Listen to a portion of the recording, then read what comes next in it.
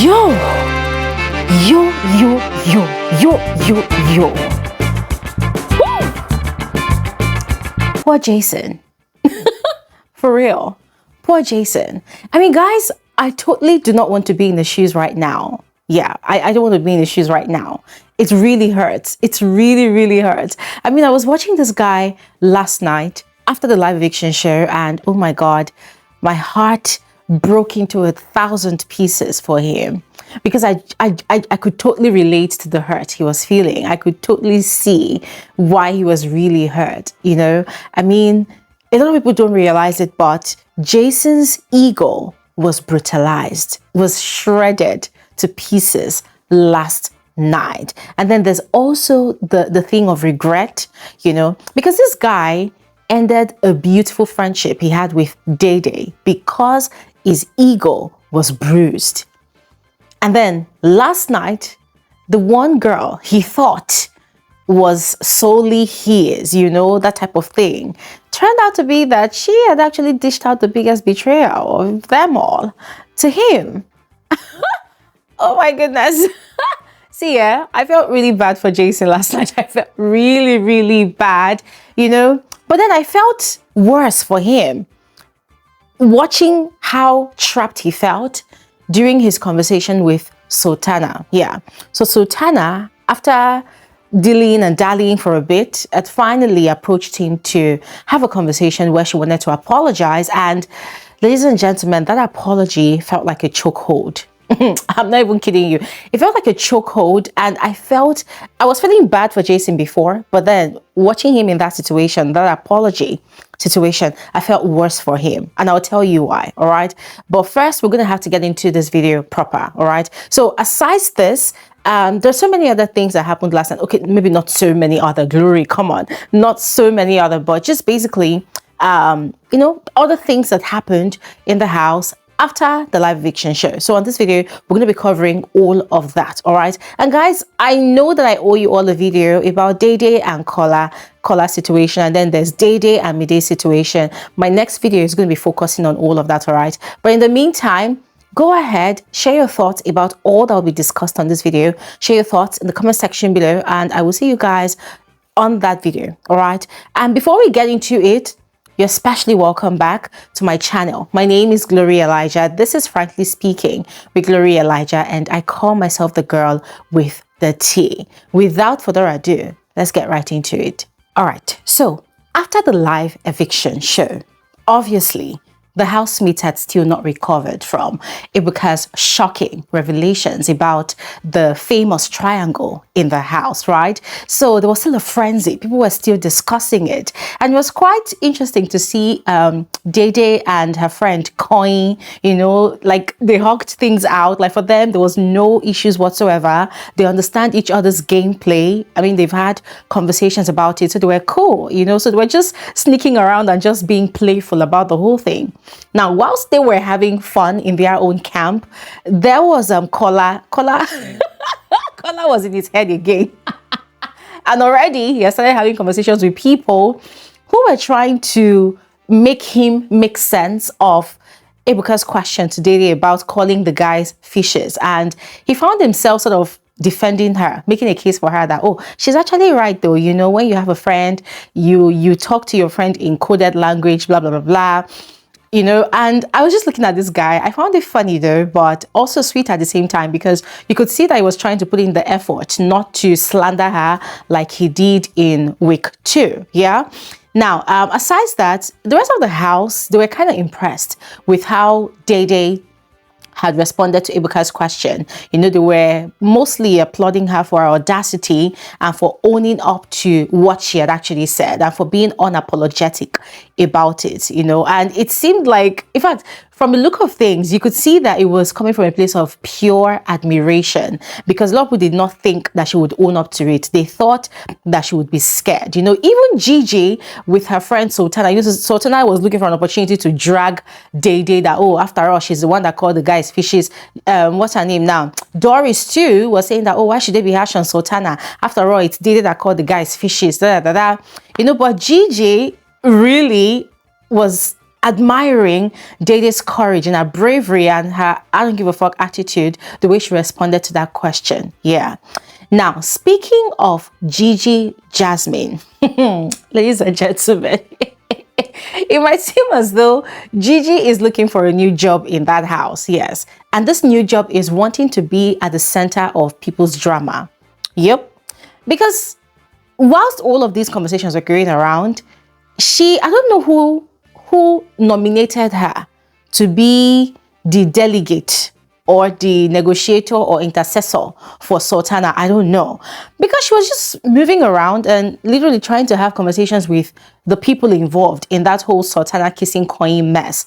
And then she eventually landed on a conversation with Koyin. You know, like she literally invited this guy, like she wanted to discuss something very important. And then lo and behold, she was talking to him about the kissing situation. That, oh, there's a problem. Oh, better you don't talk to her now. And Koyin was like, why? Where is the problem? I don't see the problem, you know? And she was like, oh, maybe you shouldn't talk to Sultana now because Jason is very pissed. Guys, see, I loved the way Koyin responded to her because it was giving, I'm the custodian of Sultana, I'm the custodian of Jason, I'm the custodian of everybody's peace of mind. So Koyin, you are chaos, walking, don't bring your chaos into the circle. I just love the way the guy was like, so what should he do about it? Because if Jason is pissed, like, and so what? Did I come to this house to come and nurse anybody's ego? Like, really? Why? How? For what? So Koyin was like, so what should I do? You know? So, Gigi now said, I don't want to be the one to insert myself into the middle of anybody's drama, but I just feel like, oh my God. I love Koyin's next fireback at Gigi because it was like, well, it seems like you are the one that's trying to insert yourself in the middle of this. Period. Because that was exactly what it was. And you see, I've always told you all this thing that Gigi Jasmine is very, very manipulative. That's her game. Emotional blackmail, manipulation, using her tears and her soft-spoken way, you know, to get into people's heads. And that was exactly what she was trying to do with Koyin. But then what she did not understand is that Koyin himself is also mastering the art of playing mind games with people. I'm not going to call him the master of mind games, no, because it's still kind of shabby here and there, but he's getting the hang of it. And the more he plays it, the more he plays his card, the more he gets better at it, you know. So the fact that he caught Gigi Jasmine in our own game, guys, I was literally giving him accolades over here because, I mean, what else?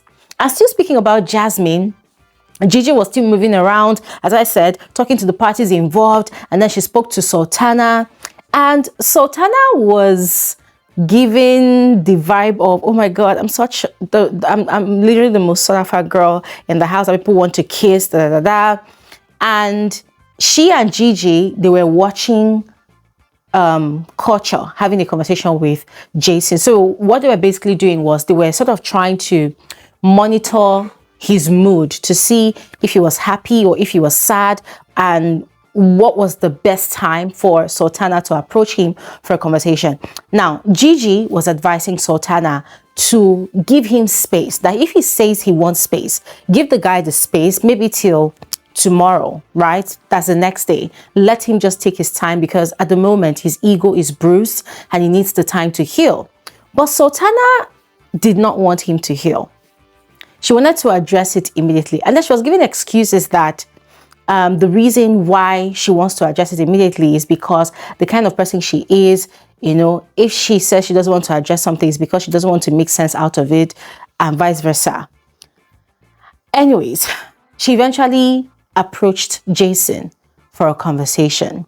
Now, before she even approached Jason for a conversation, there was one weird moment that happened between herself and Kuture. I call it weird because, I don't know, I kind of found it very, what's the right word? I'm looking for the right word. I don't want to call it irritating, but I felt something close to irritation. Now, what do I mean?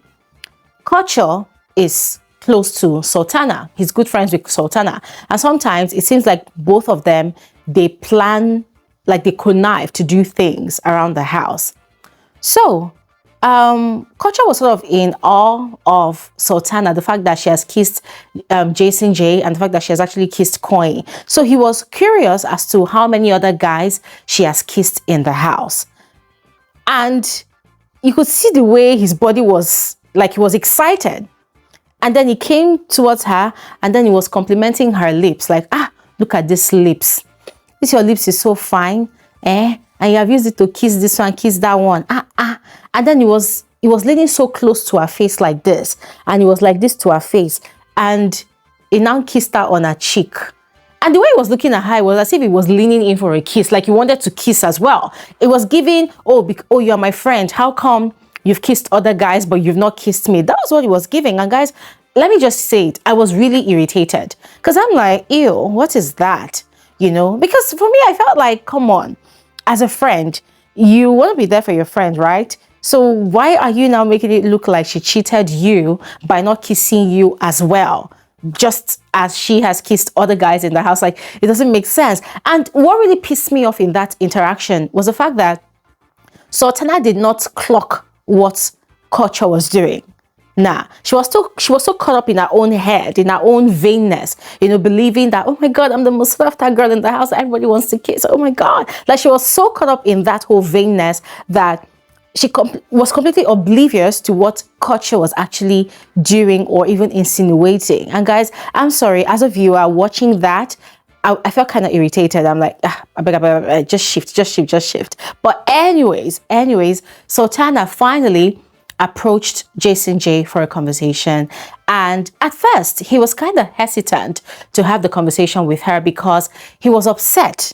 Right after the live eviction show, he had gone, changed his outfit, worn something more comfortable, and had gone to stay outside in the garden for a bit. Just him and him alone. He left with his thoughts. You know, he was sad and he was sort of talking to himself, you know, to encourage himself, to calm himself down, you know, and obviously he was not ready to have that conversation. A lot of things was going through his mind. So when Sultana had approached him for the conversation, it was kind of pleading with her that they should have the conversation another day. That at the moment, his mind was clouded and he could not really say things, right? So they should just leave it to another day. But Sultana was really pushing, like she was really persistent that she wanted them to have the conversation. Please, they should talk. And it was like, okay, fine. So they went into one of their bedrooms, and ladies and gentlemen, watching that apology scene, I just wished at that moment that Jasonjae had stuck to his own request for both of them to have the conversation another day, because it felt like Sultana was, in quotes, love bombing Jason at that point in time. I mean, ladies and gentlemen, I actually mean it when I say that it felt like Sultana was love bombing Jasonjae. This guy's head was full. A lot was going through his mind. He felt, obviously he felt betrayed. He felt let down, right? I mean, guys, I'm not kidding. It completely felt like Sultana was love bombing Jasonjae. And of course, you know, she's older than him and she's very much more experienced than him in that regard, obviously, right? It came so easy for her to do. Now, I told you all about how Sultana talks to Big Brother in the diary room, especially when she's done something crazy and, let's say, mischievous in the house. When she goes into the diary room, she changes the tone of her voice to sound like that of a baby. She begins to sound like, oh my God, I'm so innocent. I didn't do anything. So the way she talks, from speaking loudly to Big Brother, I just, you know, like a very innocent child. It was that act that she put up in that bedroom as she was explaining herself to Jasonjae. Now, here's her explanation. She said that she just did not know how to tell him because she was scared. She was scared. She did not want to lose him. That it just happened that the one thing that she was actually afraid of happening is what is happening right now. You know, that she was scared of him finding out and then getting upset with her and not wanting to talk to her anymore, not wanting to have anything to do with her anymore. That she was scared of losing him, that she doesn't want to lose him like that. So you see that I was scared, Jason. I was scared, Jason. She kept on repeating it, repeating it, repeating it. Jason, I was scared. I was scared. I just did not want to lose you. I'm so sorry, Jason. I'm so sorry I hurt you. I'm so sorry.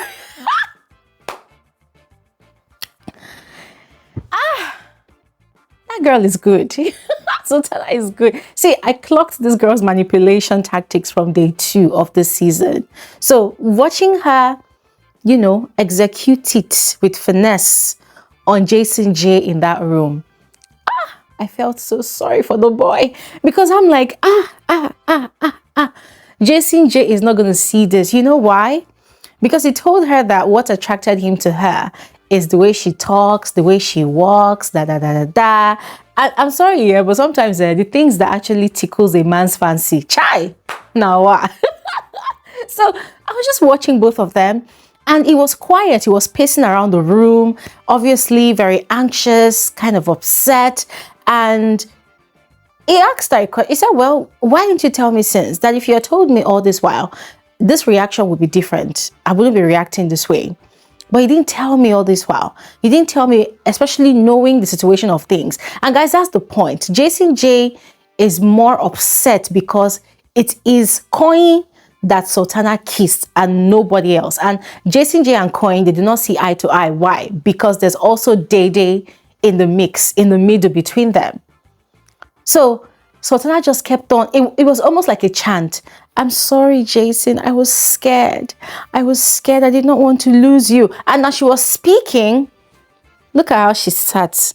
Because the house was freezing. Yeah, the house was really cold. So she had her duvet around herself, and then she sat like this. I'm so sorry. I'm so sorry. I did not want to lose you. There was no tears, though. She was just sniffing, making it look like she was crying. She was like, I did not want to lose you. I did not want to lose you. I'm so sorry. Because that girl knows that shit like that works on men a lot of times. But I love the fact that Jasonjae was not easily swayed, because still, regardless of the apology, he needed time to think. He needed time to think about it. He was even asking when it happened. I said, oh God, doesn't matter. Doesn't matter when it happened. You'll still be pained. You will still be hurt. She said it was in the first week. And guys, I was trying to I was literally racking my brains, like, first week? Well, let's say maybe the weekend of the first week. Yeah. Okay. So yeah, first week.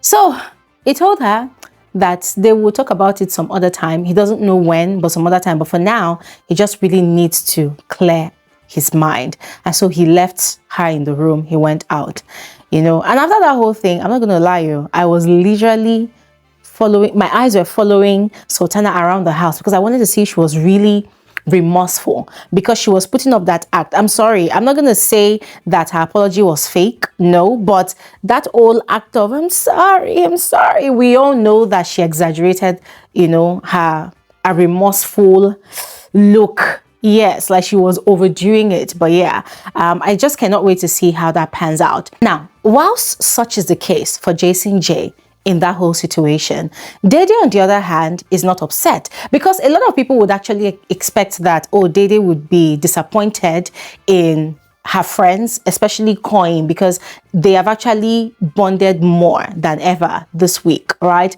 So one would expect that she should be upset. Now, whilst that was the situation for Jasonjae, Dede, on the other hand, was completely indifferent.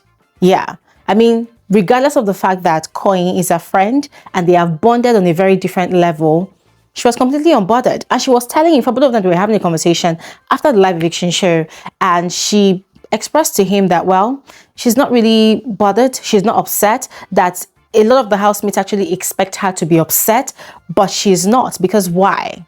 You know, but then she also apologized to Koyin, you know, for categorizing him as a fish. And he said he wasn't upset, that he totally understood what she, you know, what she explained and where she was coming from. And they are good.